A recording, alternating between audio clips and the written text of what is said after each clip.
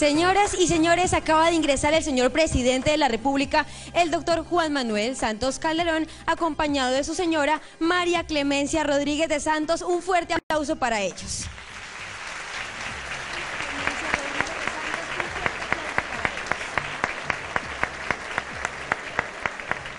Les agradecemos enormemente su compañía en esta tarde. Y a ustedes les damos la bienvenida a el Teatro Adolfo Mejía en la ciudad de Cartagena, donde vamos a conocer ese informe que nos dará a conocer los detalles del plan de lectura y escritura del Ministerio de Educación Nacional. Leer mi cuento, cuento contigo.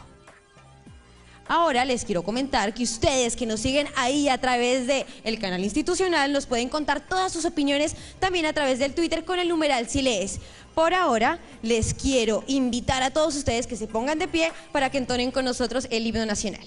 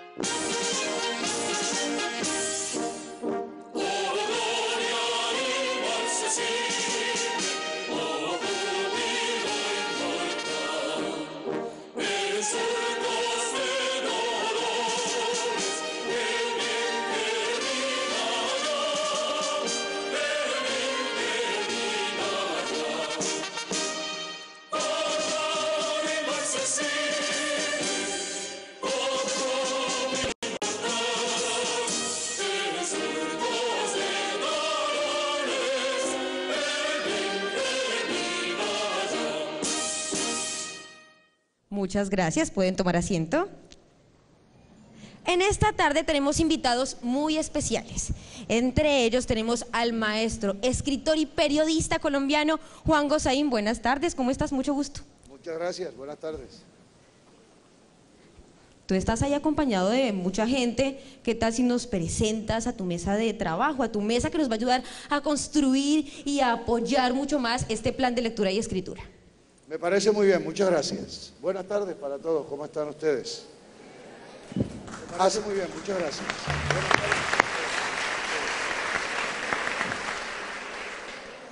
Hace exactamente un año,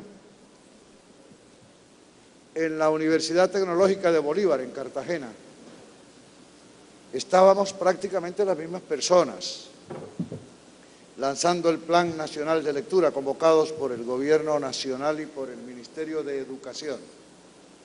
Ha pasado un año, nos encontramos de nuevo en el escenario formidable de Cartagena, del Hay Festival de Literatura, de los concursos de escritores y de lectores. Qué bueno poder hacer en la misma cuna donde nació el plan, poder hacer ahora el balance de un año después. Señor Presidente de la República, doctor Juan Manuel Santos, muy buenas tardes. Buenas tardes, Juan, muy complacido de estar aquí. Me complace saludarlo, señor Presidente. Señora Ministra, María Fernanda Campos, la Ministra de Educación Nacional, buenas tardes.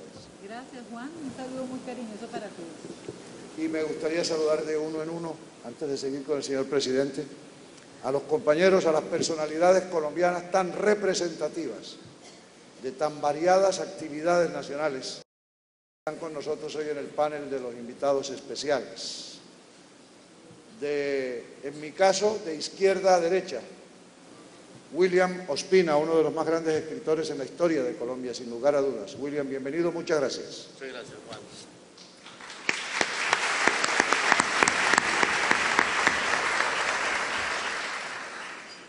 Antonio Celia Martínez Aparicio representa aquí como nadie podría hacerlo al sector privado colombiano, a la gente productiva, a los empresarios, a los líderes de la comunidad. Él es el presidente de Promigas, pero es sobre todo, repito, un líder verdadero de la comunidad y un orgullo de la región Caribe. Buenas tardes, doctor Celia. Buenas tardes, Juan.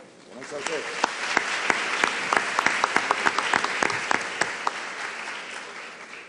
Cómo me alegra por fin verla personalmente, Jacqueline. Jacqueline Rentería Castillo, medallista olímpica, imagínense.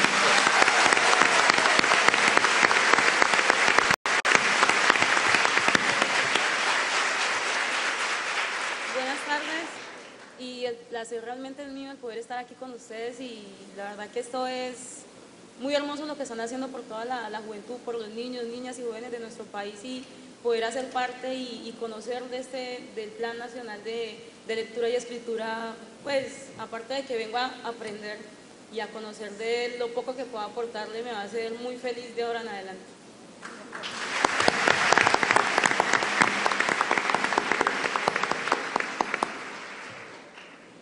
Actriz, presentadora, reina de belleza, miembro de la Casa de Todos los Colombianos. Ese fue el sentimiento que siempre produjo entre la gente.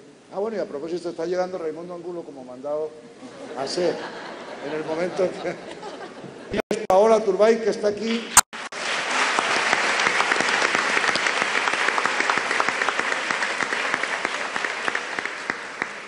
Paola, que es una de las mujeres más bellas del mundo, debo aclarar que no está aquí por bella, sino por inteligente. Y por querida. Muchas gracias, Juan, señor presidente, señora ministra, mis compañeros de mesa. Un saludo muy especial para todos ustedes.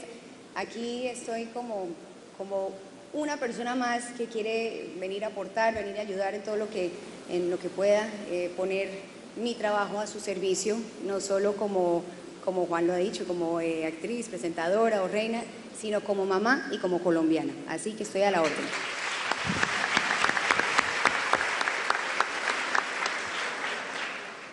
Álvaro Restrepo, el creador, director del Colegio del Cuerpo, orgullo de Colombia y del Caribe, orgullo de esta tierra, el hombre que le ha dado al cuerpo el verdadero valor artístico que hoy tiene en nuestro país.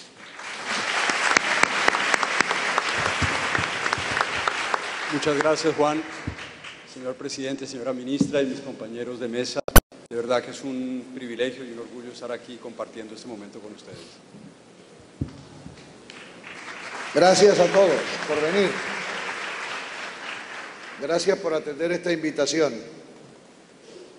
Leer, mi cuento es leer, Plan Nacional de Lectura. Repartir libros es repartir futuro. Señor presidente de la República, ¿usted desea dirigirse a los asistentes o que yo le formule unas preguntas, o ambas cosas, una después de la otra? Usted es el director de orquesta hoy. Usted dirige el programa, usted dirige esta sesión, y de manera que lo que usted diga, aquí tienes un servidor y un soldado. Muchas gracias, señor presidente. Lo primero que se me ocurre, presidente Santos, ya que estamos aquí para hablar de libros y sobre todo de lectura, presidente, ¿qué está leyendo en este momento? En este momento estoy leyendo un libro que se llama El Nuevo Maquiavelo, escrito por una persona muy especial, se llama Jonathan Powell, que fue el jefe de gabinete del primer ministro Blair durante 10 años. Y es además una de las personas que nos está dando cierta guía en el proceso de paz, porque él fue el negociador del proceso con el IRA, cuando Blair hizo la paz en Irlanda. Un libro muy interesante porque él agarra a Maquiavelo, dice en su introducción que es tal vez de las personas más satanizadas de la historia, dice que hay cosas muy buenas de Maquiavelo, y la adapta al mundo de hoy y un poco como una especie de autocrítica de todos los 10 años de gobierno de Blair en cuanto a no utilizar lecciones de Maquiavelo. Entonces, no es que yo me quiera convertir en un Maquiavelo, sino que me pareció que el libro es bien interesante. Valga la aclaración. Pero a propósito de los ingleses y de Tony Blair y de libros, mire qué grata coincidencia.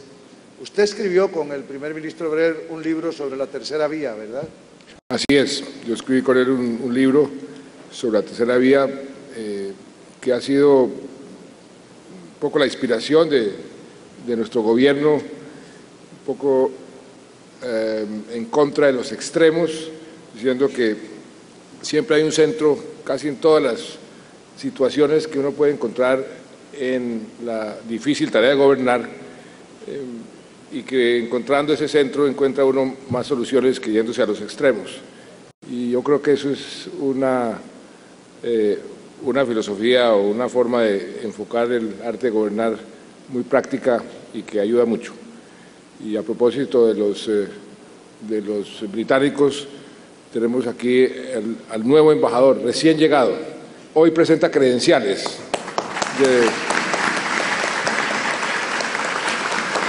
Hoy presenta credenciales y le recordaba al embajador, venimos del barrio del Pozón, y entonces le recordaba que aquí vino por primera vez en la historia un primer ministro a América Latina y la primera ciudad que visitó fue Cartagena. Fue el primer ministro John Major, y que aquí al lado de este teatro, en el Museo Naval, un personaje maravilloso que se llamaba Obregón, Mauricio Obregón.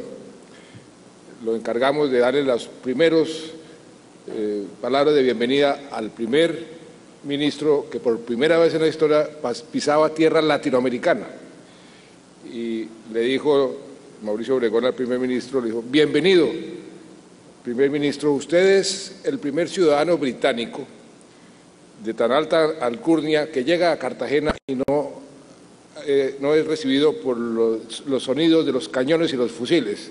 Entonces hacía referencia al almirante Vernon. Entonces le dije, embajador, bienvenido, y para hacer énfasis de la amistad hoy que hay con Inglaterra, va a ser el primer embajador tal vez en la historia que va a presentar credenciales en Cartagena. Sin que le disparen un cañonazo. Sin el ruido de los cañones y de los fusiles.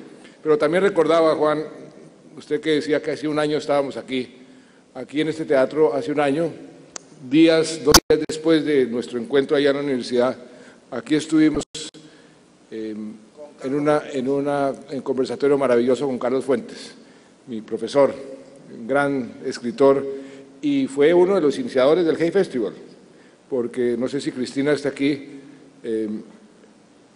ella vino por primera vez cuando estaba reunido en Cartagena algo que se llama el Foro Iberoamericano, y estábamos con Gabo, con García Márquez, Carlos Fuentes, y estaba yo ahí decorado en un saloncito, y llegó esta niña, Cristina, y irrumpió con todo el entusiasmo, dijo: ustedes dos aquí presentes, no puede ser, qué cosa tan maravillosa, y les vendió la idea del Hay Festival, y así nació el Hay Festival, que ya se convirtió pues en algo que todos saben que es algo maravilloso. De manera que recuerdo eso hace un año, y por eso quería también recordar a Carlos Fuentes, que fue el padre de este festival aquí en Cartagena. No hay una aclamación para Carlos Fuentes en Cartagena.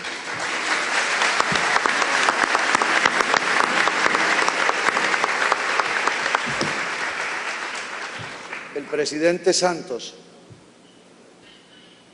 ha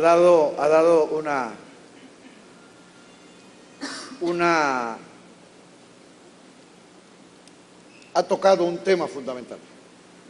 El Hay Festival de Literatura se realiza en Cartagena, después de haber comenzado en Hay, en el país de Gales, porque cuando Cristina Fuentes Laroche, la directora, que es la persona a la que él ha aludido, preguntó a estas personalidades dónde se puede hacer en América Latina un equivalente del AI Festival de Gales. Carlos Fuentes fue el primero que se paró en Londres y le dijo en Cartagena de Indias, en Colombia. Fue Fuentes.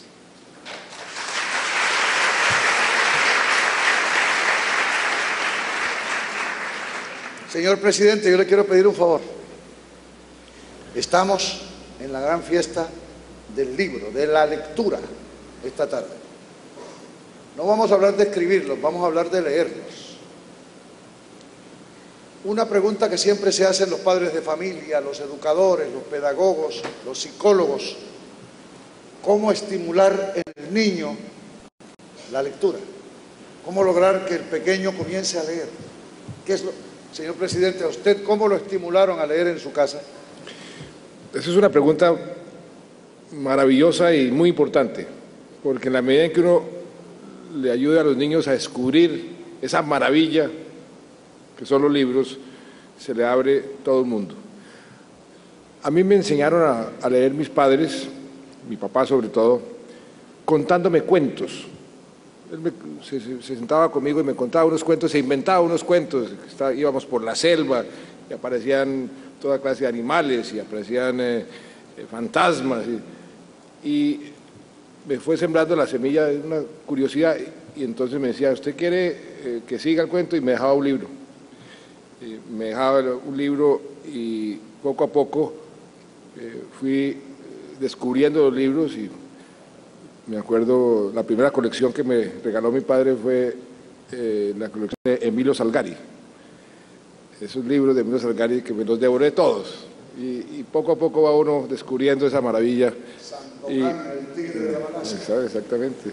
El cazador de cabelleras. pero después yo también, además, crecí en un ambiente de lectores. Mi abuelo, yo creo que pocas veces lo vi sin un libro. Calibán era un lector desaforado. Mi padre también leía mucho, pero creo que, para responder concretamente, la forma como me estimularon a aprender a leer fue a través de los cuentos. Creo que podríamos lanzarlo, ministra, de una vez, con perdón de ustedes, que son los responsables del tema, como una consigna de este Plan Nacional de Lectura. Dejen que los niños lean lo que quieran, pero que lean. William, que arranquen por Superman, por Batman, por Sandokan, el tigre, lo que quieran, pero que arranquen. Señora ministra, perdóneme, señor presidente, excúseme. Señora ministra, contábamos que hace un año se hizo el lanzamiento aquí del Plan Nacional. Pero cuando ustedes llegaron al gobierno, hicieron un proyecto, yo recuerdo perfectamente, planeado a 4 años, es decir, al cuatrienio del 2010 al 2014, que le corresponde a ustedes. Hoy, ¿cuál es el balance? ¿Cómo va el cuatrienio? ¿Cómo va este primer año? ¿Qué ha pasado en materia de llevar el libro a la gente, al niño, a la escuela, a los estudiantes? ¿Qué ha pasado? Ella es María Fernanda Campos, repito, la ministra de Educación Nacional. Sí, Juan. En estos ya meses largos de gobierno hemos tenido avances muy importantes en la implementación de nuestro Gran Plan Nacional de Lectura y Escritura. La meta que nos impusimos con el presidente Santos, porque su obsesión es que Colombia sea un país de lectores, porque hoy no lo somos, era poder llegar a todos los establecimientos educativos oficiales grandes, los que tienen la mayor matrícula, que tienen desde el grado 0 hasta el grado 11, 6.900 establecimientos educativos. Y fijamos un presupuesto sin antecedentes en el país de 100.000 millones de pesos. Pues bien, la buena noticia que queremos compartir con ustedes en el día de hoy es que no solamente ya cumplimos la meta en la adquisición de esas bibliotecas, de esas colecciones semillas para esas 6.900 instituciones educativas, sino que casi que la triplicamos. Ya a finales del año pasado ajustamos 19.400 colecciones que llegarán a 19.400 sedes educativas a nivel nacional. Esto es sin antecedentes, Juan. Esto significa la compra de más de 5 millones de libros, no de textos escolares, de libros, que son los que conforman la colección Semilla. Y ustedes la pueden ver aquí exhibida. Son libros maravillosos para todas las edades que invitan a leer a los niños y a los jóvenes de las distintas edades. El sueño que tenemos con el presidente es que no importa el tamaño de la escuela, no importa si la escuela tiene un aula con 20 niños o si la escuelita tiene 3 aulas con 45 niños. En cada escuela de Colombia debe haber una biblioteca escolar. Y ese es el compromiso que hemos adquirido con el presidente en su obsesión porque Colombia sea un país de lectores y de niños de Colombia.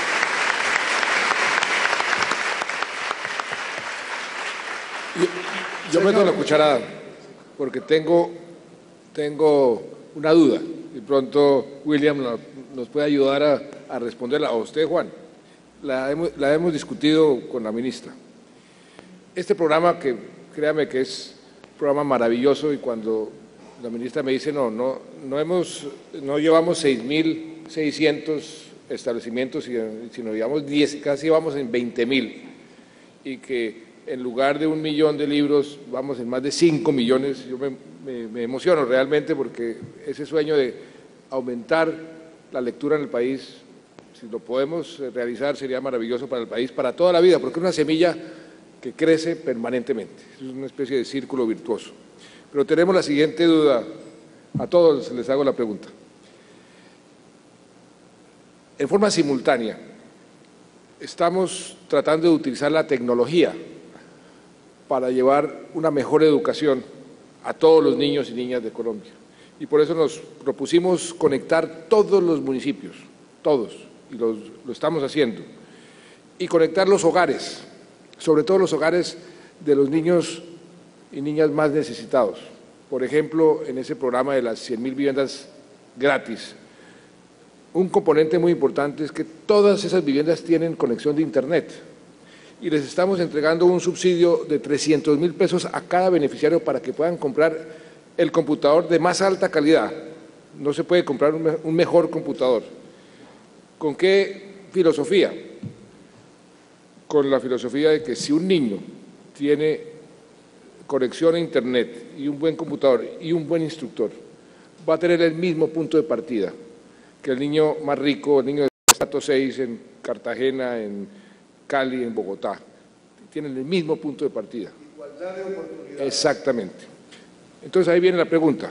Yo le decía a la ministra, bueno, ayer estábamos en un municipio, no sé si usted ha ido, Juan, qué municipio tan lindo, una plaza maravillosa, tenían 6 árboles samanes, se llama el municipio de Hispania, en Antioquia. Le dimos una tableta a cada niño, a todos los niños. Esos niños, pues, me parece la maravilla. Entonces yo le preguntaba si esas bibliotecas, si esos libros, se las podemos entregar a través de las tabletas, porque hoy en día uno puede almacenar no sé cuántos libros en cada tableta. Ella me decía, no sé, los expertos dicen que es mejor que aprendan, y nosotros que tenemos cierta edad, Juan, creemos que así es, que efectivamente no hay nada que pueda reemplazar el libro físico, la hoja. Pero yo veo a mis hijos, yo veo a los niños con esa devoción por la parte técnica y por los computadores y por las tabletas, que si uno podría enseñarle a los niños a querer los libros y la lectura, tanto a través de la tecnología como podría ser a través de los libros tradicionales. Es una pregunta a la cual no le tengo todavía respuesta. De pronto ustedes me pueden ayudar a determinar si eso es posible, si es conveniente o no. William Ospina. Bueno, la verdad es que, en primer lugar, muchas gracias por la invitación, muchas gracias por incluirme en esta reflexión. Yo diría que todo esfuerzo que se haga por poner los libros al alcance de los jóvenes y de todas las personas en general es importante, pero yo creo que no basta poner los libros al alcance de las personas. Yo creo que es fundamental que las personas sientan la necesidad de leer. ¿Cómo se genera la necesidad de leer, el deseo de leer. El presidente ha dado un ejemplo que me parece muy valioso porque también es mi experiencia. Su padre le contaba cuentos y ese contar cuentos en la infancia también significa despertar en uno la imaginación, el deseo de saber historias, el deseo de viajar, el deseo de recorrer mundos, la magia y el milagro de ver cómo las palabras se convierten en cosas, en aventuras, en sueños, en fantasías, en leyendas, en naufragios, en todo eso. Solo si en uno nace ese deseo, si en uno nace esa necesidad, si alguien abre esa puerta misteriosa que hace que los libros se vuelvan necesarios, será útil poner libros al alcance de las personas, porque son muchas las personas que tienen libros al alcance de su mano y sin embargo no han logrado establecer esa relación de necesidad, si se quiere, el hambre de ese alimento espiritual que son los libros. Una pregunta muy importante, creo yo, es esa, no solo cómo poner los libros allí que hay que ponerlos, ¿no?, sino cómo despertar y despertar temprano, aunque nunca será tarde para aprender a leer. El deseo de leer, el deseo de viajar, el deseo de soñar, el deseo de pensar, que son las cosas que los libros satisfacen. Digo esto porque sé que no es la respuesta a la pregunta que el señor presidente ha hecho, pero me parece que está un poco antes de esa respuesta. Ahora, yo creo que no estamos todavía en el momento de la historia en que los libros de papel desaparezcan y los libros virtuales se impongan como única alternativa. De manera que si bien los libros virtuales están allí como una opción y seguramente las nuevas generaciones van a aprender a disfrutarlos, todavía los libros de papel, por muchas razones distintas, son el camino más hábil, el camino más portátil, si se quiere, ¿no? Y además no hay que conectarlos a nada, van en el bolsillo y ya nos acompañan. De manera que yo creo que sin renunciar, por supuesto, a las nuevas tecnologías, los libros de papel tienen todavía mucho que darnos a todos. William.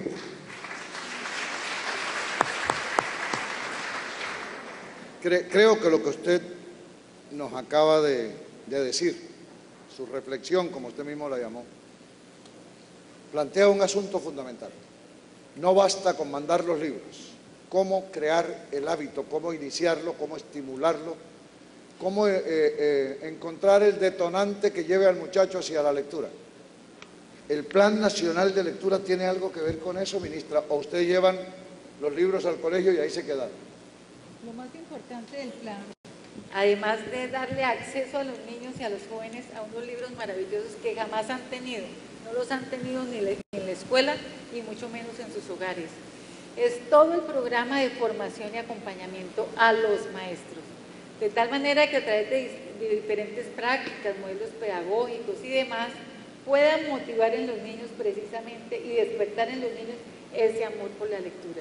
Y como bien lo ha dicho el señor presidente y también el maestro Espina, hay que hacer un trabajo muy fuerte con los padres de familia. El plan trasciende las aulas de clase y llega hasta los hogares precisamente para motivar la lectura en la casa, la lectura en voz alta por parte de los distintos componentes de la familia, de los miembros de la familia. Entonces, el plan tiene esos tres componentes: acceso a través de la dotación del libro, formación docente, importantísimo, y una gran movilización social. Y es ahí entonces donde, si ustedes me lo permiten, yo quisiera dar paso ahorita a un comercial que hemos preparado, una presentación muy cortica, porque lo que estamos buscando nosotros a través de este plan es que se vincule toda la sociedad, que se vinculen todas las personas, todos los colombianos, el sector empresarial. Y entonces, a través de todo este proceso de divulgación, pues hemos logrado que los empresarios en desarrollo de su responsabilidad social empresarial se hayan vinculado decididamente, poniéndonos al servicio del plan todos los canales de distribución. Entonces tenemos supermercados, restaurantes, papelerías, en fin, al servicio del plan, de tal manera que cuando uno vaya a mercar, pueda, además del mercado, donarle un libro a una escuela de nuestro país. Entonces yo los quiero invitar a que miremos esta componente del programa que se llama Cuento Contigo. Cuando la colección Semilla llegó a mi colegio, todo el pueblo entendió la importancia de leer y escribir. Esa semilla germinó, comenzó a crecer y hoy nuestra biblioteca escolar es un lugar muy especial. Ahora, leer es mi cuento. Por eso cuento contigo, como otros miles de niñas y niños de todo el país, porque cada aporte escribe una nueva historia. Plan Nacional de Lectura y Escritura, leer es mi cuento. Ministerio de Educación Nacional, prosperidad para todos. Señora ministra, y para que este plan de lectura y escritura del Ministerio de Educación Nacional siga creciendo, es necesario que también nos fijemos en esas experiencias que nos pueden compartir los profesores. Ellos todos los días, a través de su labor, lo que hacen es incentivarnos a hacer que la lectura y la escritura sea un compromiso de todos. Les voy a presentar una de nuestras invitadas. Ella se llama Inti Vuelvas. Ella hace parte del colectivo de comunicaciones de... ¿De dónde es que hace parte Inti? Inti hace parte de un colectivo de comunicaciones muy interesante que vamos a conocer en este momento, Montes de María. Resulta que ella también es egresada de la Universidad Nacional, así como también es realizadora de medios audiovisuales, de cine, de televisión, y en este momento es quien coordina el área de medios audiovisuales de este colectivo de comunicaciones de Montes de María. Ella nos tiene una invitada muy especial. Inti, ¿cómo estás?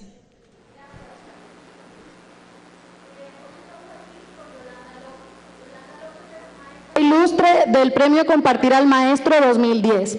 Ella, al igual que nosotros en el colectivo de comunicaciones Montes de María, está interesada en formar sujetos políticos. Quien lee y comprende lo que lee puede hablar con coherencia y convicción, y eso es ser una persona política en todo el sentido de la palabra. Profe, ¿cómo está? Muy bien, gracias, y gracias por la invitación a este encuentro de reflexión sobre la lectura y la escritura. Sabemos que es muy importante el trabajo y el acompañamiento de ustedes los profesores y queremos que nos cuentes cómo hiciste para ser merecedora de ese premio. Bueno, primero entender que estar alfabetizado para la escuela no es estar alfabetizado para ejercer la ciudadanía. Entender que hay una frase de Delia Derner que a mí me llama mucho la atención y es una pregunta de si es posible leer y escribir en la escuela, como si la escuela no fuera el escenario natural para que estas dos condiciones se dieran. Entonces, siempre como docente que toma distancia de su práctica y hace reflexión sobre lo que hace, pues uno se da cuenta que hay cosas que está haciendo mal y que tiene que enderezar el camino.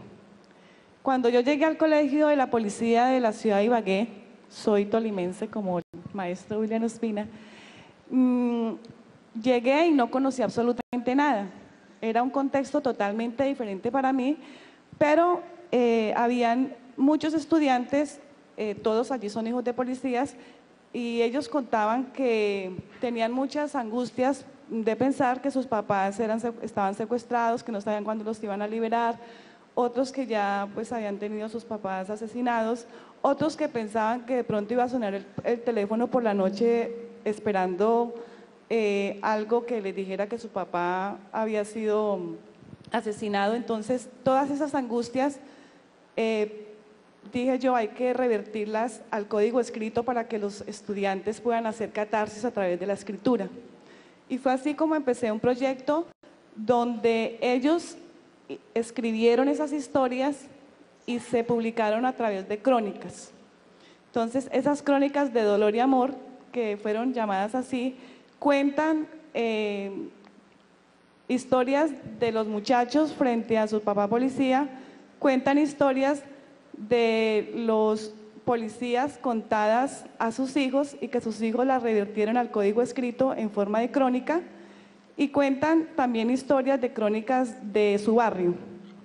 Todo este trabajo se hizo previamente habiendo leído mucha crónica para digamos, empaparnos del tipo discursivo y del tono que tiene este tipo de texto periodístico, y leímos muchas crónicas de escritores, de cronistas muy importantes a nivel del país como Germán Santamaría, también tolimense, Arturo Alape, José Navia, y después de leer mucha crónica, de que ellos estuvieran bien empapados del tipo discursivo, entonces se lanzan a escribir la crónica. Pero un solo escrito no es suficiente, hay que hacer varias escrituras intermedias, y en esas escrituras intermedias ellos van conociendo el funcionamiento del lenguaje. de conectores, de puntuación, de gramática, hasta que unos con más presaberes que otros llegan primero a ese texto público. Ellos entre ellos mismos se ayudan, porque los presaberes de unos ayudan a los otros, y así al final construimos este proyecto, que fue muy significativo para los muchachos y para los papás, porque después de haber hecho esas crónicas, fueron leídas en público con papás presentes. La otra parte del proyecto tiene que ver con la promoción de la lectura. William Ospina decía algo muy interesante, y es que están los libros en el estante de la biblioteca, pues están ahí muy bonitos, pero necesitan de alguien que tenga la experiencia de lectura, que sienta esa necesidad de lectura y que pueda transmitir, no la experiencia de él, porque uno no puede transmitir la experiencia, pero porque las experiencias de lectura pues son muy personales. En el texto de William Ospina, que se llama La lámpara maravillosa, él habla de que a los 9 años el libro que lo impactó fue La Odisea, y cuenta que él creía en las sirenas y pues hay que leerlo, ¿no? Pero no todos los niños entran al mundo de la lectura con el mismo libro. Entonces hay que respetar que a mí no me gusta este libro y que al otro sí le gusta el otro, porque darle un libro para que todo un curso lea el mismo libro, pues a mí me parece que no debe ser. ¿Yo qué hago? Yo tengo 40 niños en la clase y son 40 libros diferentes. Cada niño va leyendo el libro que quiera. A los 15 días o 20 días, el niño me dice: profesora, yo ya quiero comentar el libro a mis compañeros. Cuando lo comenta a sus compañeros, el niño es un promotor del libro con sus compañeros. Y cuando yo digo quién quiere este libro para leerlo ya en esta rotación, muchos ya levantan la mano. Hay niños que me dicen: profe, yo estoy cumpliendo años hoy, deme ese libro. Profe, para el siguiente, El terror de sexto B. Profe, La lámpara. Es decir, ellos hacen la promoción de la lectura. Entonces, en ese sentido, pienso que es importante promocionar la lectura y que los mismos niños se conviertan en promotores de lectura. Digamos que esa parte es la que tengo para comentarles a ustedes.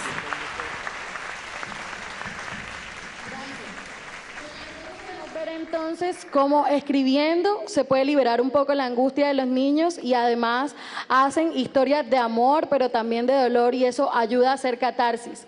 Catherine, seguimos contigo para saber de otras experiencias. Sí, señora, tienes toda la razón, Inti.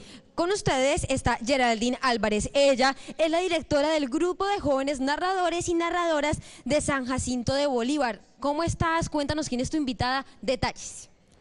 Gracias, Catherine. Así es, como tú dices, yo soy una integrante del colectivo de San Jacinto Bolívar, donde hacemos parte de muchos niños que de la misma clase que yo también nos gusta leer, y también queremos como meternos un poco más en este proceso. Y sí, nuestro proceso empieza con los Montes de María en la línea 21, y es un proceso muy bonito porque además aprendemos muchas cosas que nos sirven para nuestro desarrollo. Y para eso me parece muy importante contarles un poco sobre la hermana Reina Amparo López, quien es una mujer que ganó el Premio Nacional de Paz en el 2007, y que además es la coordinadora del proyecto Círculo de Lectura del Centro de Lectura de Niños Infantiles y Juvenil, que sirve para la educación y para además para la convivencia. Cuéntenos, ¿qué le parece a usted ese proceso? O sea, ¿cómo inició el proceso con estos niños? A ver, el proceso inició, ya lleva prácticamente 16 años.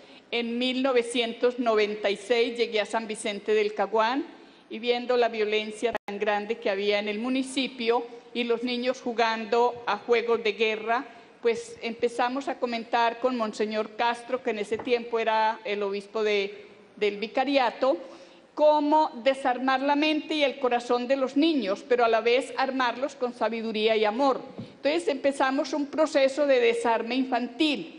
Ese desarme empezó motivando a padres de familia, a docentes. Los juegos, los instrumentos bélicos no son juguetes, son instrumentos que generan violencia. Entonces quisimos abrirle otros horizontes a los niños y es allí como empezamos a motivarlos. Leo cuentos y mejoro mi capacidad lectora. Cuento cuentos y mejoro mi capacidad comunicativa. Pinto cuentos y aprendo a realizar síntesis y a recordar. Dramatizo cuentos fortaleciendo mi autoestima y mi capacidad de expresión. Invento y escribo cuentos, coplas, versos y poesías desarrollando mi creatividad. Este proceso lo llevamos semanalmente y hay en muchos años nos han acompañado y nos siguen acompañando los jóvenes que hacen su trabajo social como guías de los grupitos en el barrio. No es tanto llevar los niños a la biblioteca, sino llevarles los libros a sus barrios.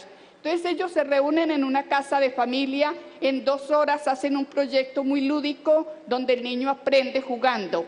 Este proyecto se ha llevado, pues lleva 16 años, ya tenemos 11 cartillas publicadas con cuentos de los niños, tenemos la cartilla de metodología, hay varias instituciones que los han adoptado para que sus jóvenes, porque esto hace crecer mucho al joven, muchacho de 9º que se hace escuchar maestro de su grupo de niños del barrio, crece en la autoestima, crece en su capacidad de liderazgo y se lleva mucho a compartir en comunidad, a reconstruir un tejido social de mayor confianza en las comunidades. Esas cartillas vuelven a manos de los niños, tienen siempre un espacio didáctico para que el niño la complete. Entonces los padres de familia la reciben con cuentos de niños más el cuento que el niño ese año ha escrito.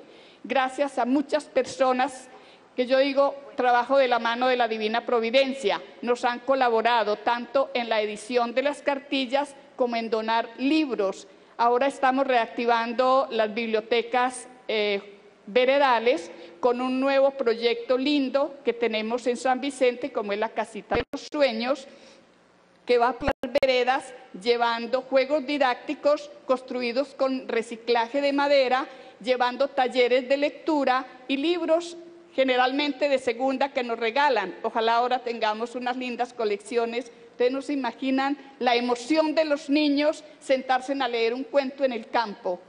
Es ponerle el corazón a lo que hacemos. Los niños se encariñan, van a la casa a buscar un librito de cuentos para leer en su casa. Pero ese trabajo semanal hay que seguir procesos para que el niño crezca, para que el niño aprenda jugando. Es muy lúdico el proyecto. Les agradezco esta invitación y el compartirles.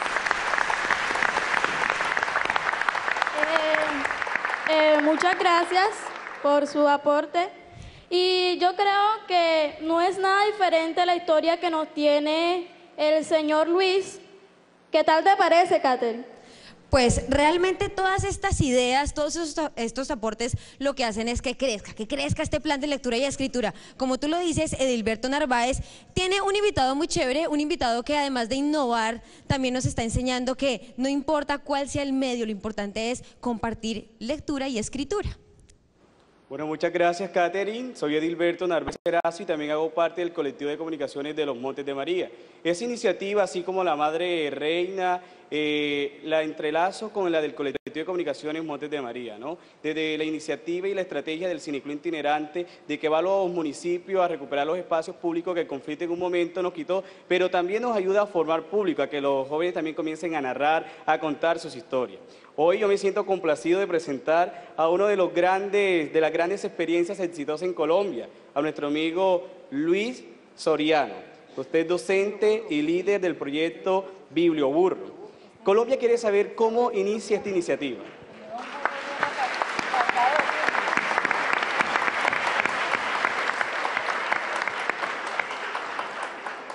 Gracias a todos los presentes. De igual forma, pues Biblioburro nace del campo del Magdalena, en contexto de necesidad, de violencia y de una baja autoestima que tenían los habitantes porque eran pobres, porque no podían tener nada y no se podía hablar, no se podía conversar y no se podía leer. Era una problemática social que todo el país ha vivido y sobre todo nosotros en el campo de Magdalena, pero hace 13 años me monté en Alfa y en Beto y decidí ayudar a mucha gente, a muchos hijos de campesinos a promocionar lectura, ayudarles a hacer tareas, abrirles la imaginación y a decirles que a través de la lectura podíamos ver una Colombia diferente, llena de oportunidades, llena de optimismo, y así me sentaba todas las tardes en los ranchos de mis compañeros, de mis alumnos y de todas estas familias que de una u otra forma las hacía soñar con el renacuajo, que las hacía soñar a las niñas con Margarita, qué linda está de mar, y con alguien que una vez promocionó a través de la radio la balada de María Agdala, y a que un día me dijeron, necesito leer ese cuento, y le he escrito una hojita común y silvestre a esta persona y me ha mandado 5 cajas, 10 cajas, 50 cajas llenas de libros que todos los colombianos donaron y que nosotros todavía estamos utilizando a través de la Biblioburro. Cuando utilicé esta herramienta a través de los burros, no pensé que iba a tener tanto éxito, sino que era el medio de transporte para llevar libros. Hoy día, la promoción de lectura que hacemos a través del Biblioburro se está replicando en otras comunidades, como en los arhuacos, los cancuamos, y estamos ayudados y auxiliados con la empresa privada. La Caja de Compensación de Familiar del Magdalena nos ha ayudado y nos ha sostenido hasta el tiempo. Y ha sido replicada en África, ha sido replicada en Timor del Este, ha sido replicada ahora vengo de mostrar Biblioburro en Europa. Me parece increíble que la gente esté mostrando un trabajo que nace a pura necesidad y que se están consolidando a través de no decir que Colombia es un país violento, sino un país capaz y que tiene mucho potencial para mostrar. Tenemos mucha capacidad y mucho potencial para mostrarle al mundo, no decir que solamente apretamos gatillos, que somos productores de droga, sino que también tenemos una imaginación y una imaginación para exportar. Gracias. Una vez cuando veníamos por la carretera del Cesar me lo encontré y me bajé y me tomé una foto con usted. Y entonces yo venía en la camioneta que iba rumbo al Carmen de Bolívar y yo iba en la camioneta cantando, con mi burrito voy leyendo, con mi burrito voy construyendo. Eso fue fantástico. Sí, señor. Entonces, Catherine, esta experiencia como el Biblioburro vale la pena apoyarla. El señor presidente y la ministra de Cultura tendrán una gran tarea durante el 2013. Sigo contigo, Catherine. Tienes toda la razón. Estas experiencias de los profes que nos están acompañando nos sirven para darnos cuenta que leer y escribir son ese medio de expresarnos, que si de repente la situación se pone difícil, ahí tenemos papel y lápiz, tenemos un libro que nos acompaña y nos permite expresarnos, decir lo que sentimos. ¿Qué le parece, maestro Juan, si ahí con su equipo nos cuentan para qué les sirve a ellos leer, escribir, expresarse también por medio de la escritura y la lectura? De acuerdo, Catherine, de acuerdo. Pero déjeme primero reposar la emoción. Es la primera vez que yo veo en persona al profesor Soriano. ¿Cuánto hace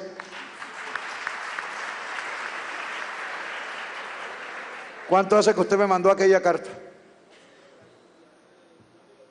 10 años.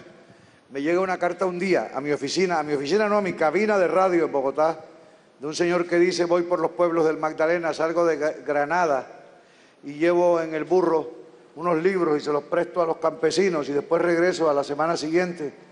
Necesito libros. Yo leí la carta al aire y llegaron todos esos libros que él dice, incluso, lo confieso hoy, una edición antigua de la Divina Comedia, que estuve a punto de robármela. Pero el que le roba un libro al profesor es como si se lo robara a la madre de uno. Y él me preguntó ese día, cuando llamó por fin por teléfono, me dijo, yo quiero ponerle Biblioburro. ¿Usted qué dice? Le dije, mire, póngale Biblioburro o Burroteca, como usted quiera, que eso... ¿Saben en qué terminó eso? Como a los 3 años me llama el profesor y me dice, ya no necesito más libros por ahora, lo que necesito es burros. Así es, Juan, y ahora tenemos ya aproximadamente 16 burros. Ya está Alfa y Beto, y si señor presidente me quiere donar un burro, se va a llamar Juan Manuel. Ah, bueno. Está bien. Y si me pone también a cargar libros, con mucho gusto. No, será un placer, señor presidente. Quiero decirle, agregarle algo que A raíz de eso, de esa conversación con usted, ya tenemos 5.600 libros que están utilizados y que ya tenemos una pequeña biblioteca y que tenemos libros, muchos libros de segunda que necesitamos estantería para montar también libros, y que de igual forma estamos ayudando a niños que dan clases en la Escuela del Redondel, y le estoy haciendo un llamado, una petición a la señora ministra, al señor presidente, que miren a las escuelas rurales que en el Magdalena no tienen 0 maestros. Igual van a mi casa a preguntarme cuándo van a abrir las escuelas, pero es que no tenemos maestros en las escuelas rurales de las instituciones educativas de Nueva Granada, Magdalena. Muchas gracias, profesor, por lo que usted hace, por lo que ha hecho. Y Juan, mire, señor presidente, hay otra forma de llegarle a los niños para estimularlos. Y qué bueno que aquí estén personas que están en ese trabajo. Es a través de otro programa que se llama Todos Aprender. ¿Qué estamos haciendo? En el proyecto que hemos puesto en marcha de darle educación gratis a todos los niños y niñas de Colombia, del grado 0 al grado 11. Al mismo tiempo estamos tratando de elevar la calidad de la educación y nos copiamos un sistema de la universidad, precisamente de la Universidad de Londres, a través del cual se escogen los docentes apropiados, los mejores docentes, se capacitan y esos docentes van in situ a las aulas a enseñarle a los demás profesores y profesoras a mejorar la calidad de la educación, básicamente en matemáticas y en lenguaje. Y en el componente del lenguaje está precisamente el tratar de enseñarles a estimular a los niños hacia la lectura.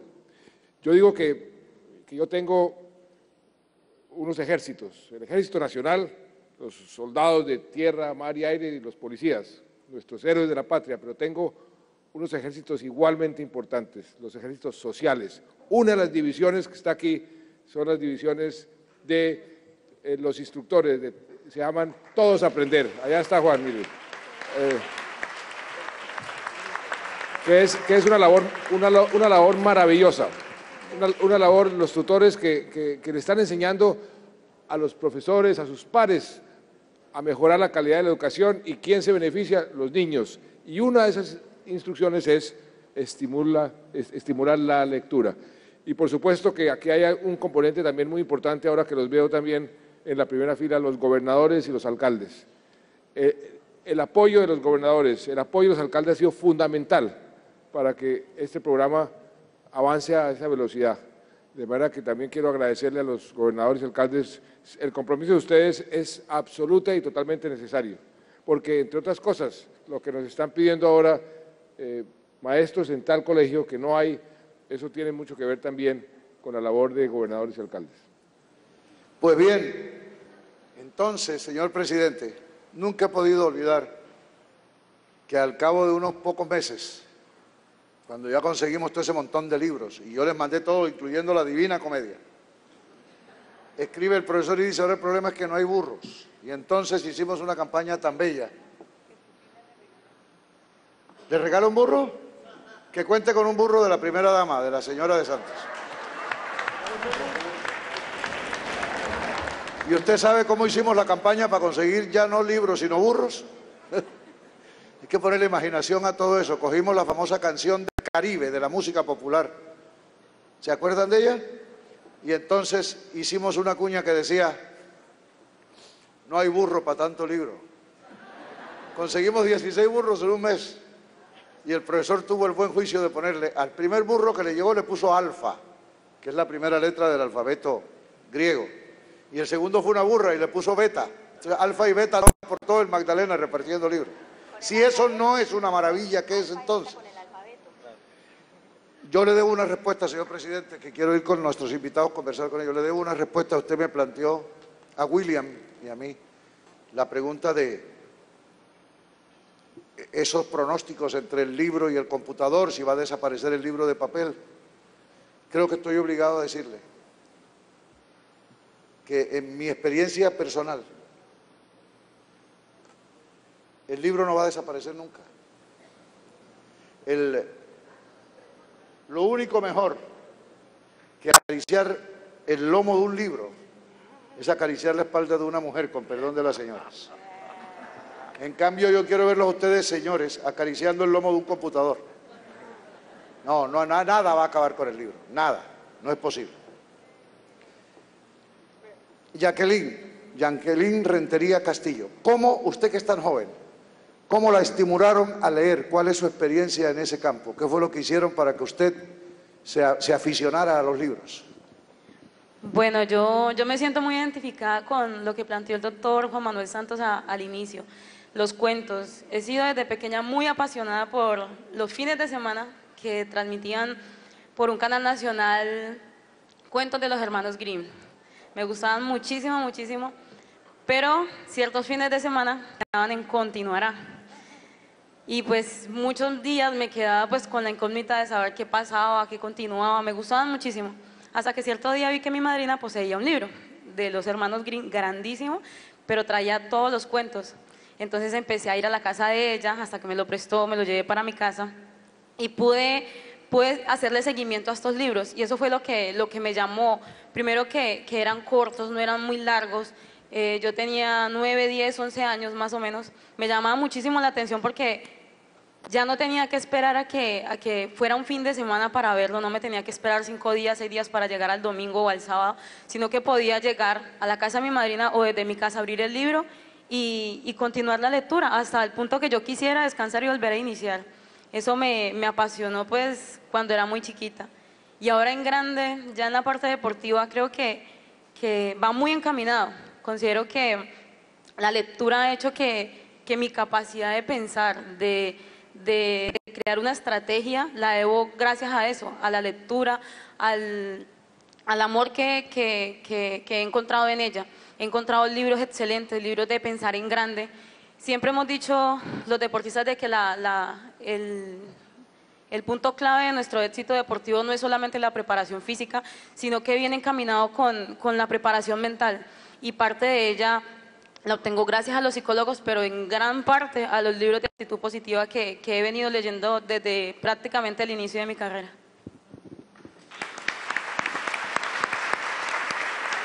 Y perdóneme, muy brevemente, es que no, tengo mucha curiosidad. ¿Y la lucha? ¿Cómo comenzó? ¿Cómo fue ese paso a esa modalidad del deporte? No. Paola le pregunta si levantando libros o pesas. Bueno, diccionario, ¿no? No, pues es que uno después de cargar 100 libras o 100 kilos aquí de libro, pues pasar a... Sí, ahí saca fuerza. A la fuerza saca fuerza.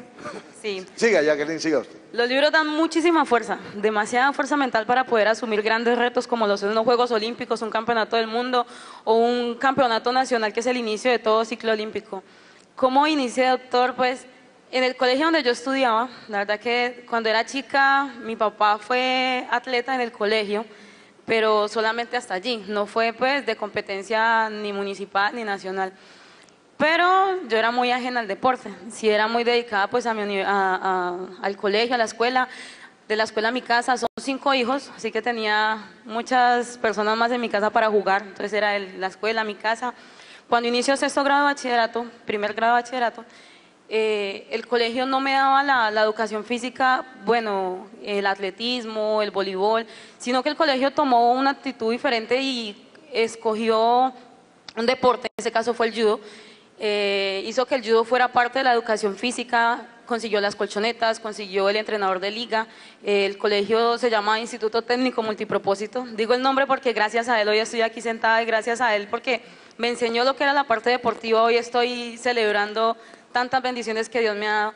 Y bueno, empecé en el judo, estuve cerca de 6 meses, vieron que tenía capacidades, me llevaron a la liga, estuve en la liga un tiempo hasta que conocí la lucha.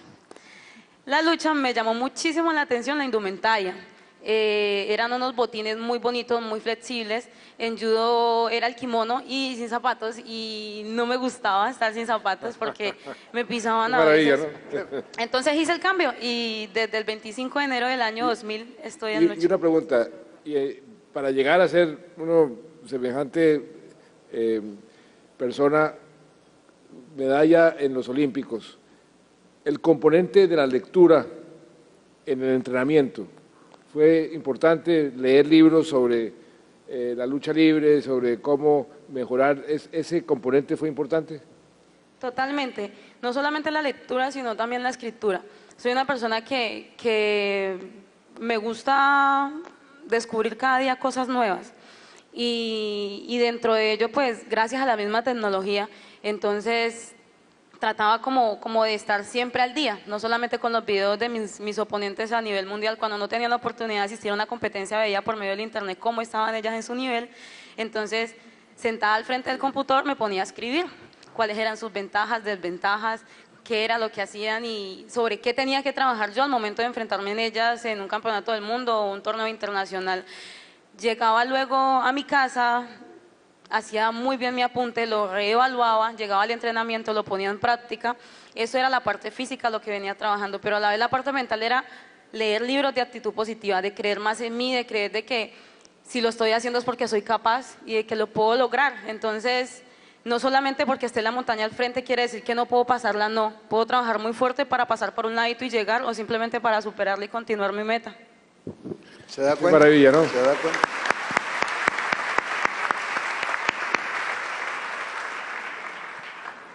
Sí, ustedes obviamente lo han notado igual que yo. Si alguien necesita una razón en este momento, que le den una razón, que le expliquen un motivo para dedicarse a la lectura, yo le diría, oiga cómo hablan los deportistas colombianos de hoy. Esa es la diferencia, prepararse, estudiar, aprender, saber expresarse, saber decir lo que estás pensando. ¿Qué diferencia? Paola Turbay, ¿cuántos hijos tiene Paola? Suficientes. 2. ¿Con uno es suficiente? 2. Ah, No, dos. uno no es suficiente. Ah. Dos. Emilio y Sofía. ¿Cómo induce a sus hijos a la lectura?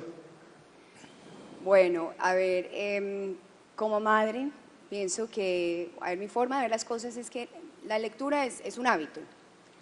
El ser humano nosotros somos seres de hábitos, tenemos buenos y malos hábitos.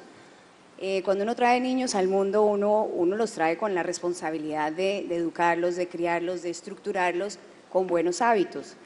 Uno les enseña a lavarse los dientes, a decir gracias, a ciertos hábitos, buenos hábitos, entre ellos el tema de la lectura. Yo de pequeña pues tuve que leer mucho porque mi papá es brillante y esperaba que yo fuera tan brillante como él. Y de hecho en vacaciones me hacía leer pues, libros y hacer sinopsis y bueno, eso era lea y tenía que estudiar mucho. Yo iba pegada a los libros, pero no tanto por placer, sino por obligación, porque debía mantener ciertas calificaciones. Con mis hijos yo quise que ellos vivieran la lectura como una experiencia totalmente distinta y creyendo en los buenos hábitos, como siempre he creído, empecé a leerles desde muy pequeños. A Sofía desde que tenía 1 año, todas las noches al irse a la cama leíamos un cuento. Y así fue por, no sé, creo que hasta que Emilio cumplió más o menos que unos 8 años, cuando ya empiezan a leer solitos porque ya es tarea. O sea que en eso se fueron más o menos 12 años en que todas las noches sagrado íbamos a la cama y leíamos un cuento. Entonces ya eso que de pronto fue pues simplemente una costumbre se convirtió en algo un poco más interesante, les fue despertando la curiosidad y hoy en día son muy buenos lectores. Pero lo que te digo, para mí es clave crear buenos hábitos en la casa. Un trabajo tan agotador, tan comprometedor, la actuación, la presentador, el cine, la televisión, etc. ¿Deja tiempo para leer? ¿Cómo debe hacer alguien escaso de tiempo para poder sacar tiempo para leer? Uno tiene que establecer prioridades, uno tiene que tener muy claro lo que quiere, en qué quiere invertir su tiempo, porque al final del día es una inversión lo que uno hace. Con el trabajo que tengo, pues tengo varios espacios muertos, por decirlo así, en donde estoy en el camerino, en donde estoy en un avión. Por ejemplo, para mí el avión es sagrado porque es el momento en el cual puedo realmente leer y ponerme al día sin que los niños me estén molestando y haciendo así, sin que el teléfono esté timbrando, sin que nadie me interrumpa, ni siquiera el vecino. Pero hay que encontrar esos momentos y esos espacios que son de uno, Al final del día, uno es el que se da el gusto de sentarse a leer, uno es el que se da el gusto de entretenerse, de permitirse ese espacio para que vuele la imaginación, pero pues hay gente que prefiere invertir ese tiempo en textear, hay gente que prefiere invertir ese tiempo en hablar por teléfono, hay gente que prefiere encarretarse con un libro. Y sí quería hacer un comentario en cuanto al tema del libro de papel y la tableta. Yo pienso que hoy en día uno tiene que entender cuáles son los hábitos de consumo o los códigos en los cuales hablan las generaciones de hoy en día. La nuestra es muy distinta. A nosotros nos tocó esta transición entre el libro de papel y la tableta. A mí me ha costado muchísimo trabajo. Yo necesito el papel, necesito sentir, tener el marcador y saber en qué hoja voy. Además, yo voy haciendo apuntes y voy separando y voy, subrayando. Pero estos niños de hoy en día tienen otra forma de procesar y eso hay que entenderlo. Para nosotros es duro, pero hay que entender que ellos, de pronto para ellos es más fácil coger una tableta, posiblemente hasta sus ojos estén más adaptados a leer una pantalla que leer un papel. Pero por encima de todo eso, si el nivel de encarrete que un niño tenga con un libro depende si es de papel o tableta, es que el escritor es muy malo. Eso no puede depender del medio a través del cual se lo entregas. Ellos lo van cogiendo también en la forma que a ellos más les gusta. Ahora, la obligación nuestra es ponerles esos diferentes medios o recursos a la mano para que ellos puedan elegir y obviamente encargarse con la lectura. Muchas gracias, Paola.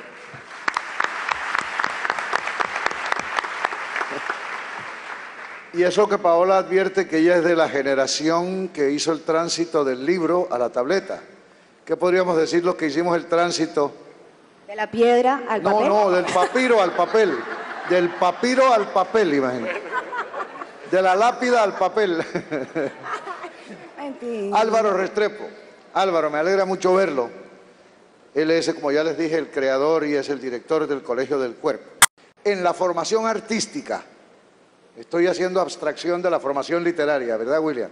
Quiero decir, en el enriquecimiento artístico de un ser humano, como es el caso suyo, que además decidió dedicar su vida al arte, ¿qué valor tiene la lectura? Ya no hablo de la danza, no hablo de la pintura, no hablo de la música, hablo de la lectura.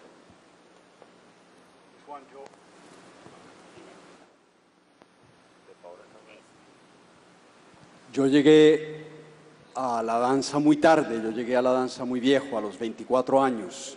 Es una edad muy avanzada para un bailarín. Sí, como la edad de ella con los periódicos y el papel y la tableta, sí. Y antes de llegar a la danza había estudiado unos años de filosofía y letras. Yo quería escribir, quería dedicarme a la literatura, quería escribir poesía, había estudiado música, había estudiado teatro. En fin, de todas maneras había transitado por muchos lenguajes. De alguna forma la inconstancia, yo siempre he dicho que fue un poco mi método.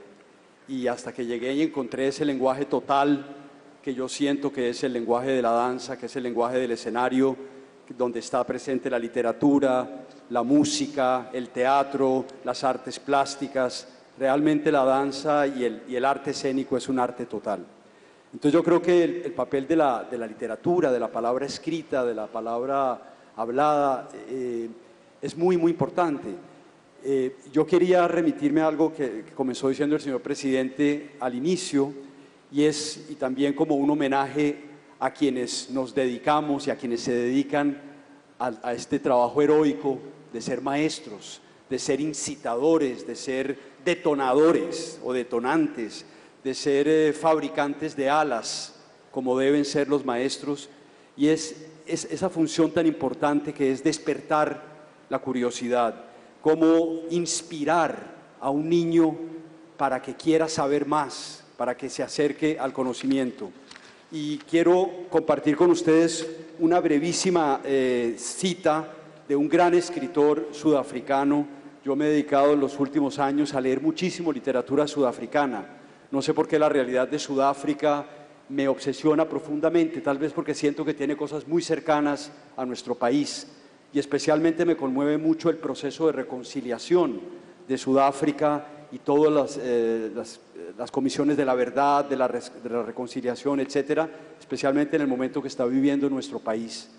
Y hay un escritor que tal vez se ha convertido en mi escritor favorito, que es el premio Nobel sudafricano John Maxwell Coetzee o Coetzee, como creo que se pronuncia en Afrikaner. Y tiene una cita bellísima sobre el papel del maestro Juan, que me parece a mí, desde que la descubrí, fundamental. Y viene de su última novela, Summertime, Verano. Dice Coetzee ahí: aquello que llamo mi filosofía de la pedagogía es de hecho una filosofía del aprendizaje. Proviene de Platón, pero modificada. Antes de que el verdadero aprendizaje pueda darse, creo que debe existir en el corazón del discípulo un anhelo profundo hacia la verdad, un cierto fuego. El verdadero discípulo arde en su deseo por saber. En el maestro reconoce o aprehende a aquel que se ha acercado más que él a la verdad. Tanto desea la verdad encarnada en el maestro que está preparado para quemar su antiguo ser con el fin de alcanzarla. Por su parte, el maestro reconoce y estimula el fuego en el discípulo y responde a éste, quemándose él mismo con un fuego aún más intenso. Así, juntos se elevan hacia una dimensión enaltecida, por así decirlo. Muchas gracias. Excelente. ¿Puedo hacer una pregunta, Juan? ¿Puedo intrometerme? No se le olvide que antes de ser presidente fue periodista. ¿Puedo intrometerme y hacer una pregunta? Preguntarle a Álvaro. Usted ha hecho una propuesta que me ha llamado mucho la atención, hacer la carrera en danza. ¿Eso cómo nació? ¿Cómo concibió esa carrera en danza y cómo la concibe? Porque es una propuesta que hay que ponerla a marchar. Presidente, yo llevo ya 15 años aquí en Cartagena con mi colega Marie-France de Liévin, codirectora y cofundadora del Colegio del Cuerpo, soñando en este proyecto de una carrera larga. Sí.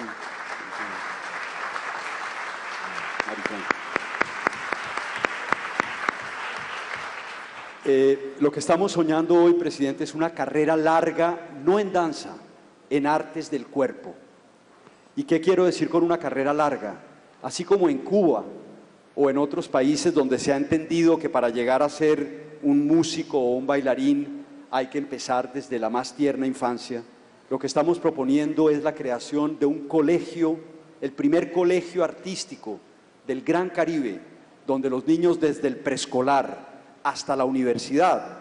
Hoy en día nosotros estamos trabajando con la Universidad Jorge Tadeo Lozano, hemos trasladado nuestra sede a la Tadeo Lozano y estamos pensando en todo este proyecto de esta carrera en artes del cuerpo desde la infancia. Un colegio que ayude a detectar y a potenciar esos talentos y llevarlos a los más altos niveles de excelencia, como lo han hecho en Venezuela, por ejemplo, el proyecto de orquestas del maestro Abreu, donde la cantidad y la calidad se han fusionado de una manera tan extraordinaria. ¿Y qué podemos hacer la ministra y este servidor para que ese sueño suyo se haga realidad? Pues yo...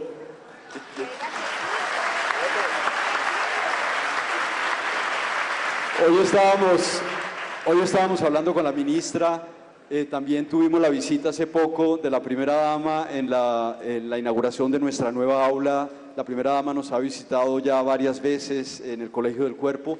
Quedamos pendientes en reunirnos, ministra, que no se me distraiga, señora ministra, nos vamos a reunir muy próximamente. Lo que le pido, que podamos tener una reunión donde yo le pueda echar toda la carreta, le pueda mostrar todas las fases, cómo vemos el proyecto, los diferentes socios que ya hemos conseguido para esta alianza y que con su ayuda estoy seguro podemos sacar adelante.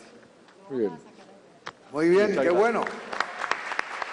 Que mire, Juan, vinimos a hablar de libros y terminamos hablando de danza. Qué bueno hablar de arte, cultura, de todos los artes. Perdón, señor. Álvaro, cuando hicimos aquí la Cumbre de las Américas el año pasado, la maravilla de esa expresión, todo el mundo quedó realmente impresionado, pues comenzando por este servidor, pero fue algo maravilloso y eso me quedó sonando, y cuando me dijeron que tenía ese proyecto yo dije, qué maravilla, y ahora que lo entiendo mejor va a tener todo el apoyo nuestro, cuente con todo el apoyo. Muchísimas gracias, presidente.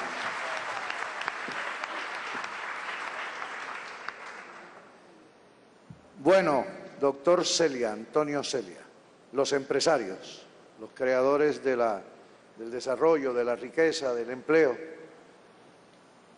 La ministra nos hablaba hace un momento de cómo desde el comienzo se han comprometido y se siguen comprometiendo y se siguen abriendo planes y proyectos, pasar por la caja del supermercado y regalar. ¿Qué puede hacer la empresa privada, doctor Celia? En este campo de la lectura, de poner al niño colombiano, estimularlo, interesarlo en que se lea un libro. Mucho, Juan, mucho. Primero estoy muy contento, muy complacido de estar aquí. Nosotros venimos trabajando en este tema hace mucho rato. Te cuento esto, la Fundación Promegas inició un plan de lectura desde el año 2000. Fuimos pioneros en el tema. Desarrollamos un proyecto que se llamaba en esa época La Costa Lee. Luego eso evolucionó a escuelas lectoras y hoy tenemos otro programa que se llama Escritura Creativa. Desde finales de 2000 hasta hoy hemos llegado a 1.500 escuelas en toda la costa caribe y hemos llegado a 590.000 niños. Pero además es una cosa que me parece supremamente importante. Todos, por supuesto, destacamos la importancia de la lectura y lo que la lectura nos ha marcado en nuestras vidas. De otra cosa, yo empecé leyendo Paquitos en la esquina del Tía. Claro. Paquitos traduce, pues, son cómics. Sí, traducción del Caribe, Paquitos son cómics. Llegué a ser una autoridad. Las historietas. Había un mercado fluido en la esquina del Tía, de manera que era rotativo, tú tenías acceso a muchos Paquitos. Yo llegué a ser una autoridad en Chanoc y en... Secund Baloyán. Secund Baloyán, por supuesto. ¿Qué tomaba Secund Baloyán? ¿Qué? Cañabar. ¿Caña qué? Lo que tomaba Secund Baloyán. No, yo no era de la época. Bueno. Pero una cosa importante, Juan, y yo quiero retomar lo que Álvaro y el presidente dijeron. Este tema de la lectura tiene que venir acompañado de una participación supremamente importante de los maestros. Nada reemplaza a un buen maestro. Quiero, de verdad...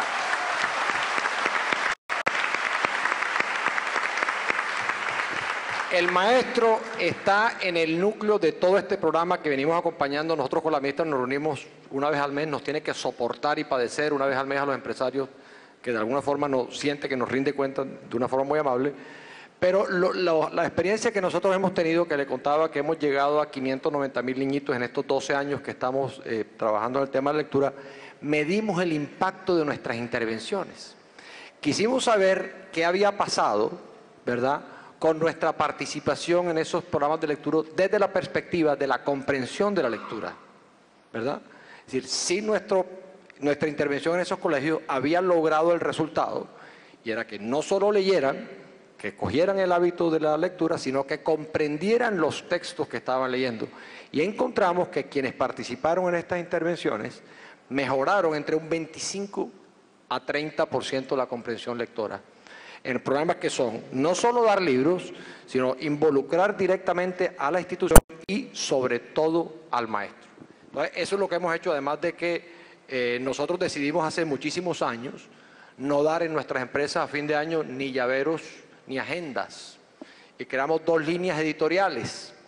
En Cartagena manejamos la línea de las ediciones de la historia de Cartagena, Daniel Lemaitre, los últimos, y Luis Carlos López, con la formidable colaboración, debo decirlo, de Juan en todas esas ediciones que hemos tenido. Y en Barranquilla regalamos libros que tienen que ver con las historias del Grupo de Barranquilla.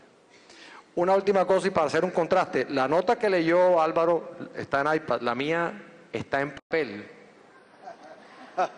Yo no sé, pero... Bueno, o sea, aquí... Que Álvaro es mucho más joven, ¿no? Ya. Allá, yo no creo. Eso es porque yo soy mucho más joven. Desde luego, sí.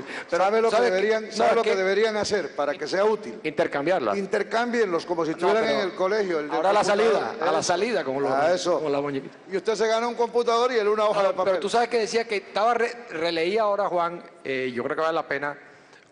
Les comentaba aquí a William lo que la comisión que se instaló en el año 95 para Educación, Ciencia y Tecnología, que encabezó Gabo, escribió sobre el tema de la educación. Decían ellos que ese tema, el hábito de la lectura, tenía mucho que ver con la mala maña o la mala costumbre de poner a los niños a hacer resúmenes o sinopsis. Entonces, que llegó a desarrollarse un mercado importante, decía Gabo, cambio sinopsis de la Odisea por resumen de la balada de María Abdala.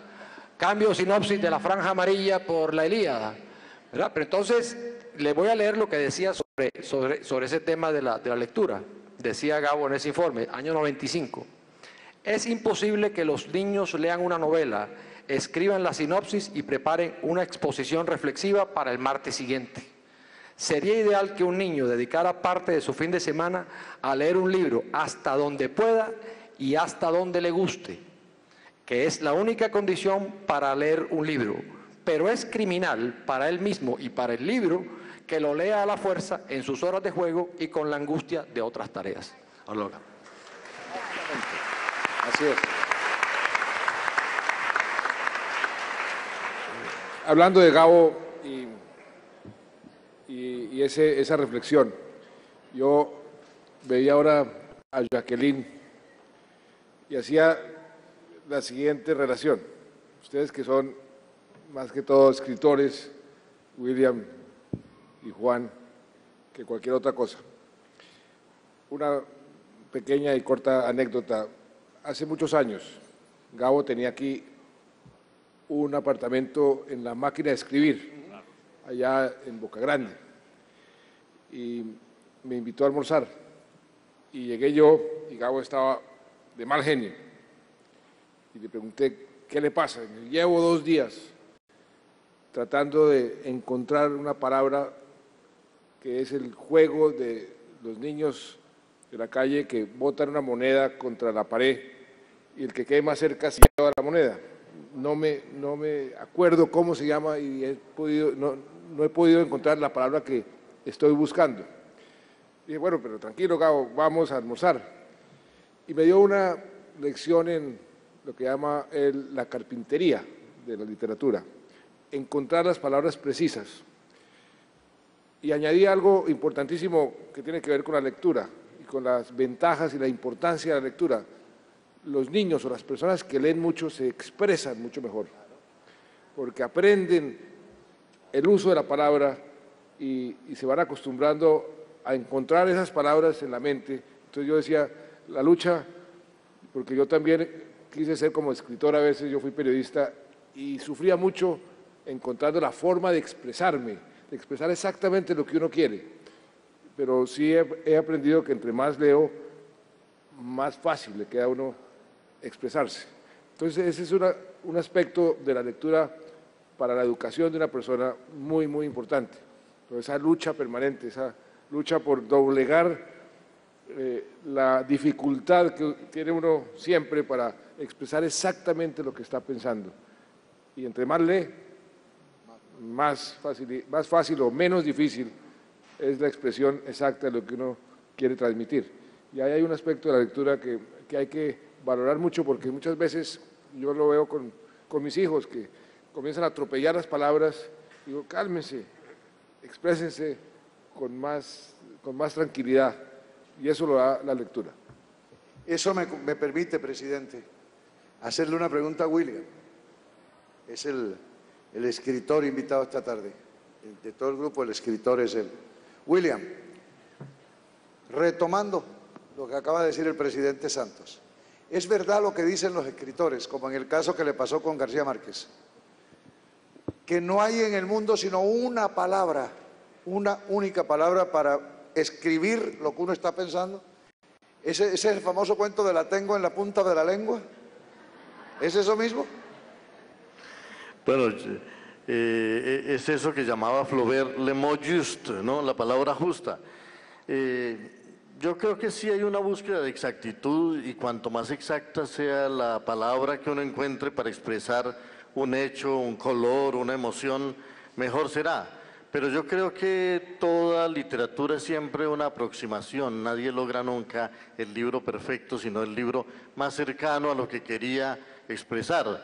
Nadie logra, y es bueno que un autor no sienta que hizo el libro que quería hacer, sino que quede siempre insatisfecho, porque es una búsqueda permanente de algo más, y es bueno que siempre quede algo por contar. Y yo creo que en una lengua como la nuestra, bueno, hay sinónimos, hay muchas maneras distintas de decir las cosas. Yo no creo que haya una única manera de decirlas, y lo misterioso es que hay una manera que por lo menos mientras escribimos nos satisface, y a veces tenemos que declararnos satisfechos con lo que hemos logrado, porque si no pasaríamos el resto de la vida en cada renglón, y eso sería la búsqueda de la perfección. Y eso, para volver a nuestro tema, regresar a la lectura. A usted, que se ha convertido, como lo sabemos todos, en uno de los escritores más importantes de estos años en la lengua española, déjeme planteárselo de la siguiente manera. ¿Leer le ayudó a ser mejor escritor de lo que usted quería ser? Yo creo que es imposible ser escritor sin leer, y yo creo que de alguna manera cuando uno se apasiona por la literatura, leer es una manera de escribir, porque a medida que uno está leyendo, también está pensando en otras posibilidades, en otros caminos, en otras historias. Entonces el ir leyendo lo va orientando a uno en su camino de la lectura, y escribir a la vez es una manera de leer, porque una de las muchas maneras de leer es leer los libros o los textos o los fragmentos que uno lleva en la memoria. Hay también una suerte de biblioteca portátil que uno lleva en su memoria. Uno no siempre está consultando un libro cada vez que menciona a un autor, y entonces cuando uno está escribiendo, ese es al menos mi caso, siempre estoy dialogando con los autores que me gustan, con las historias que he leído. Sé que hay huellas de todo eso y a veces me orientan en la búsqueda de la mejor manera de contar las cosas. Ahora, ustedes mencionaban algo que a mí me parece que es fundamental, y es que no basta leer los libros. Algo que es maravilloso es hablar de los libros. Yo creo que un libro solo acaba de estar plenamente en uno cuando uno comparte con otros la emoción que el libro le produjo, cuando uno conversa. Y ya que Kant decía que la más importante de las artes es la conversación, yo creo que no solo deberíamos estimular la lectura de libros, sino la conversación sobre los libros, para sacar todo el provecho que en términos de expresividad, en términos de memoria, en términos de refinamiento de nuestro lenguaje, se puede sacar de la lectura. Creo que un programa complementario de lectura sería la conversación sobre la lectura. Totalmente de acuerdo. ¿Puedo hacer una pregunta? Qué buena idea, señor presidente. ¿Puedo hacer una pregunta? Todo escritor, o casi todos los escritores, dicen que algún otro escritor tuvo una especial influencia en su forma de escribir. Esta pregunta se le hizo una vez a Gabo y me respondió James Joyce. ¿Cuál fue el escritor que más, como que más lo guió a usted en su carrera como escritor, en su forma de escribir? Le hago la misma pregunta, William. ¿Qué escritor lo ha influido especialmente? Bueno, yo diría que en cada momento de la vida de uno hay un autor que pesa más que otros. En mi adolescencia pesaba mucho Germán Hesse y pesaba mucho Julio Verne, y hubo una época de mi vida en que Barba Jacobo o Rubén Darío pesaron mucho.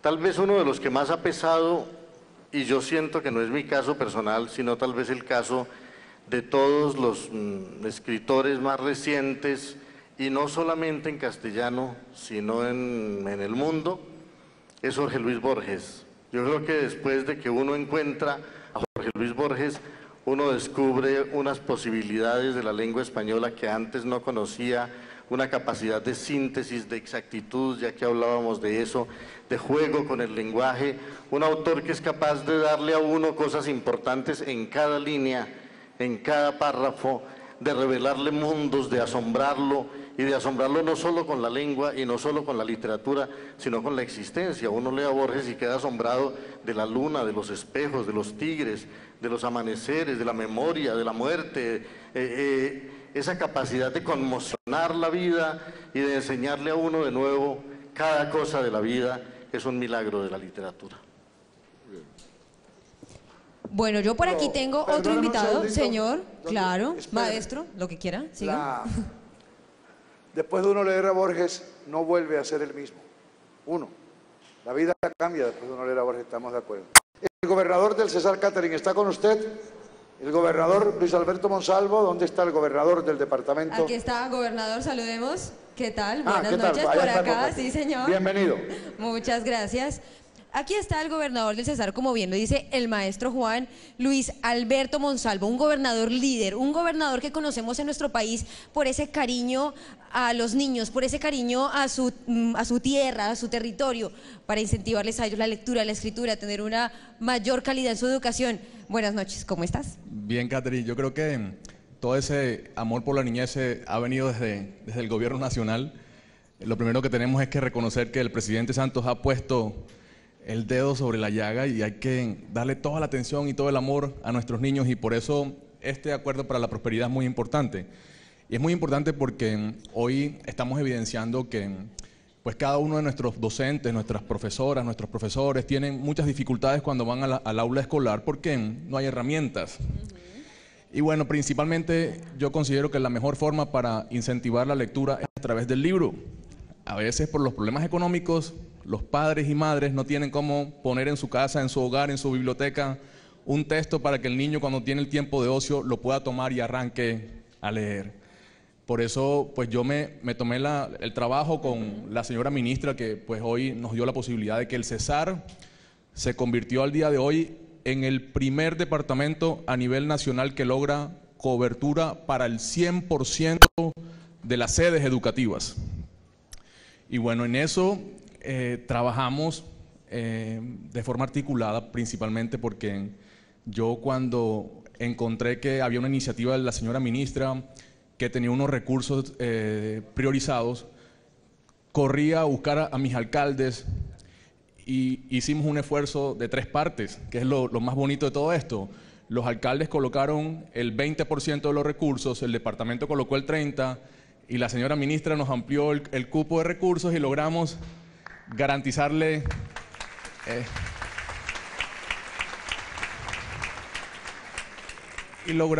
garantizar que hoy en el departamento del Cesar podamos entregarle a la niñez más de 308.000 textos escolares. Gracias a todo eso, gobernador, tiene usted de una manera muy breve la oportunidad de decirle a todos esos alcaldes, a esas gobernaciones que hacen falta, por qué es importante unirse a este plan de lectura y escritura. Así es, Catherine. Hoy la Federación Nacional de Departamentos va a firmar con el Ministerio de Educación y la ministra un convenio de cooperación para que entre todos articulemos la política pública, porque de esa forma, si entre los alcaldes, los gobernadores y la nación impulsamos estos programas, va a ser mucho más efectivo. Entonces, de esa forma, la invitación para todos los alcaldes y gobernadores es que pues comiencen a tomar en cuenta, a priorizar algunos recursos para entrar a apalancar esta importante iniciativa. Gobernador, muchísimas gracias. Lo invito a usted a que se dirija por este lado, se vaya acercando porque ya casi es la firma de ese convenio tan esperado. Por ahora, quiero invitar a Juan de que de una manera muy breve, los invitados que están con usted ahí en el escenario nos digan ese mensaje importante para todas las gobernaciones, para los alcaldes, por qué es importante leer, por qué es importante unirnos a este plan de lectura y escritura. ¿Quién de ustedes acepta la pregunta? Yo quiero meter la cuchara. Paola Turbay, la pregunta de Catherine. En las regiones, gobernaciones, municipios, departamentos, alcaldías, etcétera, ¿por qué es importante el tema? Es que estoy que me hablo, hay tantas cosas que se pueden decir acá, esto es una delicia, Le estaban saliendo globos. No, así de verdad que sí, porque a uno le da muchísima emoción y ver al gobernador comprometerse de esa manera es ejemplar. Todos sabemos por qué es importante la lectura, yo creo que sobra decirlo, pero lo que hay que entender es que esto es un trabajo en equipo, en donde el único beneficiado donde el principal beneficiado va a ser el niño, en donde lo vamos a convertir en un apasionado por la lectura, en donde los que ya están más grandecitos van a desaprender, por decirlo así, esa asociación que tiene con la lectura, de pronto es algo aburridor para ellos, vamos a convertirlo en algo fascinante. Los que apenas están entrando al mundo de la lectura, ojalá presentárselos como un mundo de oportunidades para ellos, porque realmente se les están abriendo 1000 puertas en la medida en que ellos sepan leer, como decíamos, mayor vocabulario, mejor nivel de expresión, mayor nivel de comprensión, todo asociado pues con altos niveles de éxito. Pero lo importante es que entendamos que esto es trabajo de equipo, el gobierno, los papás, los profesores, bueno, las gobernaciones y las alcaldías, no solo a nivel de presidencia y ministerio, no, gobernaciones y alcaldías, si cada uno entiende el rol que tiene dentro de este proyecto, vamos a ser mucho más efectivos y vamos a conseguir los resultados. Si los profesores entienden que tienen una influencia enorme, yo diría que fuera del núcleo familiar, el maestro puede ser de las personas más influyentes en la formación de un niño. Ojalá todos tuviéramos profesores como ustedes, de verdad que ustedes son una bendición. Doy gracias a Dios por los profesores buenos que han tenido mis hijos en la vida, porque yo sé que ellos me han ayudado a encarrilarlos. Si los profesores entienden lo importante que es su rol, si su nivel de autoestima es lo suficientemente alto, si ustedes tienen la suficiente motivación y realmente entienden lo importante que es esa influencia en el niño, ustedes van a empezar a ejercer ese rol de manera realmente efectiva, positiva, y van a estructurar a este niño, nos van a ayudar a nosotros como papás. Si los papás entienden cuál es ese rol que tienen, entonces van a trabajar de la mano con ese maestro y además se le va a dar buen uso a los recursos que está entregando el gobierno a todo nivel, pero todo el mundo tiene que estar comprometido. Equipo. Equipo, trabajo en equipo. Muy bien, gracias, Paola. A propósito de equipo, le pregunto a la ministra María Fernanda Campo, la ministra de Educación. Hasta hoy, en este momento y en el futuro, en lo que viene de aquí en adelante, ¿cuál ha sido? Leer es mi cuento, cuento contigo. Este plan de lectura y escritura del Ministerio de Educación Nacional, porque esto es un cuento de todos. Muchas gracias a ustedes por acompañarnos en vivo y en directo a través del canal institucional. Muy pendientes, porque ustedes que estuvieron ahí en el Twitter con nosotros se llevaron unos regalos, unos premios, unos libros que ahí van a tener que seguir unas pistas, pero muy pendientes. Muchas gracias por estar con nosotros. Un beso para todos. Soy Catherine Montilla. Nos vemos. Chao. Cuando la colección Semilla llegó a mi colegio, todo el pueblo entendió la importancia de leer y escribir. Esa semilla germinó, comenzó a crecer y hoy nuestra biblioteca escolar es un lugar muy especial. Ahora, leer es mi cuento. Por eso cuento contigo, como otros miles de niñas y niños de todo el país, porque cada aporte escribe una nueva historia. Plan Nacional de Lectura y Escritura, leer es mi cuento. Ministerio de Educación Nacional, prosperidad para todos.